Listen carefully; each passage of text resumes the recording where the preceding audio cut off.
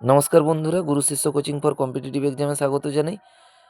আমি দেখাচ্ছি কয়েকদিন ধরে যে সহজ অঙ্ক, অর্থাৎ রেলের গ্রুপ ডির পরীক্ষায় কত সহজ অঙ্ক আছে দেখুন। এই অঙ্কটা দেখলে বুঝবেন যে কত যেন ধাঁধা মনে হচ্ছে এবং কত কঠিন, কিন্তু দেখুন কত সহজে অঙ্কটা হয়। একটি টেলিভিশনের দাম একটি প্রিন্টারের দামের থেকে নাকি 35,000 টাকা কম। যদি প্রিন্টারের দাম টেলিভিশনের দামের দ্বিগুণ হয়, তাহলে টেলিভিশনের দাম কত? আপনি পুরো অবাক হবেন। তাহলে টেলিভিশনের দাম কত? অবাক লাগছে কি না? টেলিভিশনের দামটা প্রিন্টারের চেয়ে 35,000 টাকা কম। তাহলে প্রিন্টারের চেয়ে কম টেলিভিশন। তাহলে টেলিভিশনের যা দাম হবে, প্রিন্টারের দামটা তার চেয়ে 35,000 বেশি হবে। আচ্ছা, করে দেখি আপনি দেখুন কি হচ্ছে দেখুন। আমি করছিলাম একটু আগে দেখুন। আমি ধরলাম টেলিভিশনের দাম জানতে চাইছে। টেলিভিশনের দাম ধরলাম X টাকা। তাহলে সেই অনুযায়ী প্রিন্টারের দাম কি হবে? বলেছে প্রিন্টারের দাম টেলিভিশনের দামের দ্বিগুণ হয়। তাইলে প্রিন্টারের দাম হবে 2X টাকা।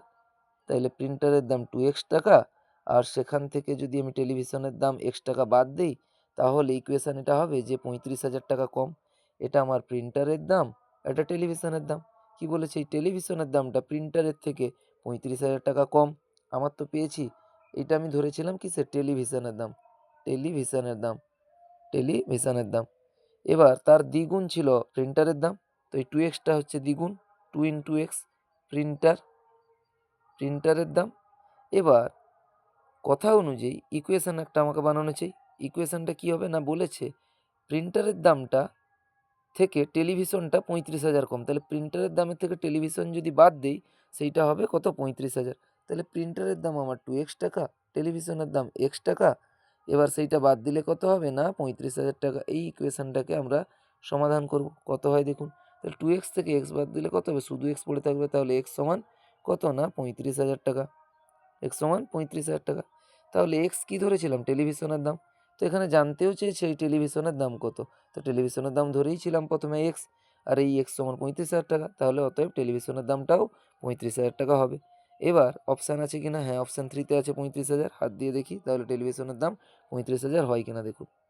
দেখুন উত্তর সঠিক হয়ে গেছে। এত সহজ অঙ্ক রেলের গ্রুপ ডিতে আছে, তাই একদম চিন্তা করার কোনো কারণ নেই। এই কথাটা আমি অনেকবার বলছি এই কারণে, যাতে অঙ্ক নিয়ে যারা ভয় পাচ্ছেন রেলের গ্রুপ ডি পরীক্ষার জন্য, রীতিমতো কোনো ভয়ের কোনো কারণ নেই।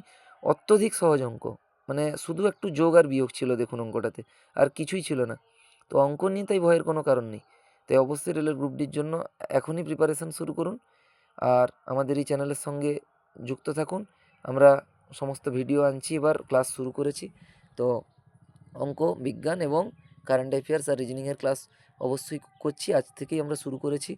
তো বন্ধুরা, আপনারা সাপোর্ট করুন, চ্যানেলকে সাবস্ক্রাইব করুন এবং বন্ধুদের মধ্যে শেয়ার করুন। আর ভিডিওগুলো ভালো লাগলে লাইক করুন, দিলে এখান থেকে আমরা মোটিভেশন পাবো। তো এতটাই বন্ধুরা, নমস্কার।